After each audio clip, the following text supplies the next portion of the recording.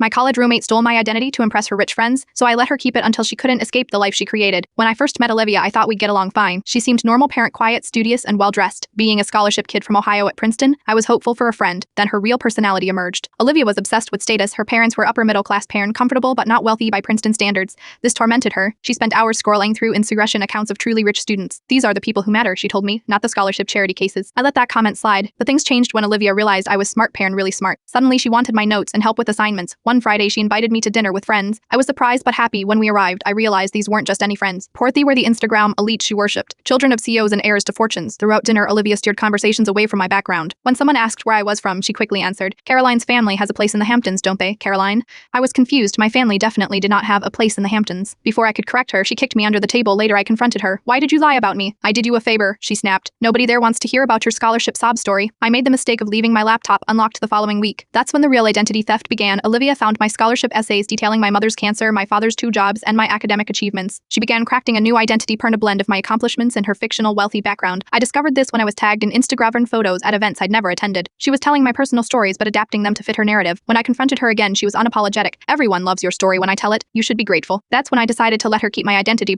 but with a twist. The next time she invited me to dinner with her elite friends, I accepted enthusiastically. "So Caroline," one asked me directly, "Olivia mentioned your family's conservation work. That must be rewarding." Olivia froze, panicked at the direct question. I smiled. "Absolutely. I am organizing a $50,000 fundraiser next month for endangered species protection." "How wonderful," exclaimed a famous philanthropist's daughter. "My father would love to contribute. Perhaps at our family's event space." "Perfect," I replied, watching Olivia squirm. Over the next weeks, I agreed to every fictional detail Olivia had created. The Hamptons house, I offered to host a weekend there. The art collection, I mentioned specific pieces her friends would recognize. Each time Olivia scrambled to explain why these plans couldn't happen, her friends began to notice. Whispers started. The breaking point came when the dean emailed me about the charity fundraiser that had somehow made it onto the university's calendar. I forwarded it to Olivia with, "Your move." That night, she returned in tears. "You are ruining everything. They're asking questions I can't answer." "That's the problem with stealing someone's identity," I said calmly. "You have to become them completely." 2 days later, Olivia requested a room transfer and blocked me on social media, but it was too late. Her social circle had seen the cracks in her facade. Invitations dried up. Meanwhile, I joined the university's Economic Diversity Initiative, where I met genuine friends who valued me for who I actually was. Sometimes I see Olivia across campus still orbiting around wealth and status, creating new fictions that inevitably collapse. I kept my identity. She lost hers completely. Sometimes the best revenge isn't exposing a liar. It's giving them exactly what they claim to want until